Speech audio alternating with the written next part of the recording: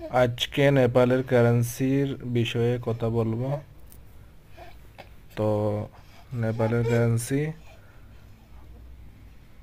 কোন নোট কয় টাকা সেটা বলবো আপনাদেরকে। চ্যানেলটিকে সাবস্ক্রাইব করবেন আরও ভালো ভালো তথ্য পাওয়ার জন্য।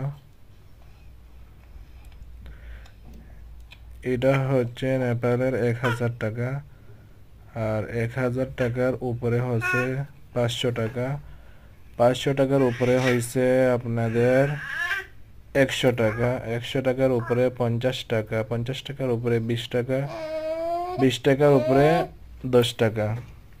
সর্বপ্রথম 10 টাকা, পরে 20 টাকা, পরে 50, 100, 500, 1000 টাকা।